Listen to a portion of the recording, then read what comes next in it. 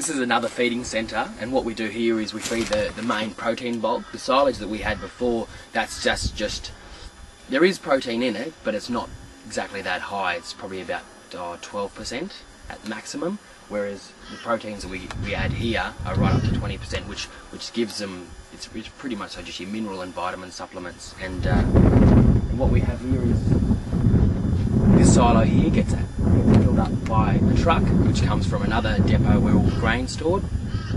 Goes into that silo, so that essentially on this farm it comes out, gets hammer milled, which is kind of like the grains inside your multi-grain bread. So it's kind of cracked, so that when it goes inside the cow's stomach, it's easily accessible and it's not in a full enclosed grain where the beast can only access about half of it. Whereas if it's cracked, the beast can utilise the whole grain.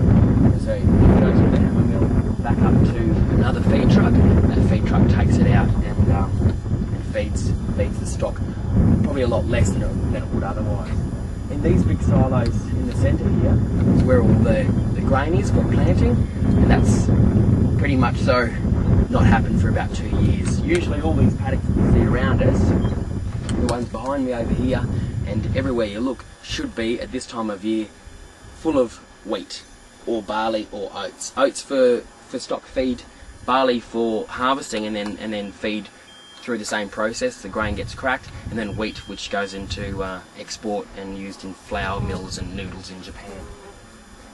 Over in the red container over there is supplements, which is pretty much so your vitamins, just bags of vitamins that we get in, which are normally in green feed, but because there's no green feed at all, and everything that we're feeding them is protein mix, well then that's where they get their vitamins from, in order to get the bugs inside their bellies to be able to eat the trees and things that they normally wouldn't eat, which is like these twigs and the really hard straws. As you can see, all these trees under here are all being completely eaten off up into where the cattle can graze. Normally that wouldn't be the case. These trees are completely inedible, and you can see even these shrubs that are growing, they've been completely eaten off because the cattle are that starving.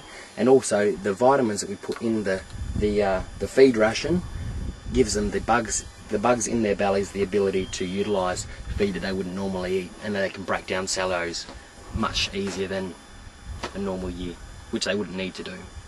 Unfortunately they do now, to the point that they probably even start chewing on those fence posts behind me, and believe it or not, they do. They're that hungry, and the bugs are working so well in their tummies that they can actually eat bark and wood. But, you know, I wouldn't do it.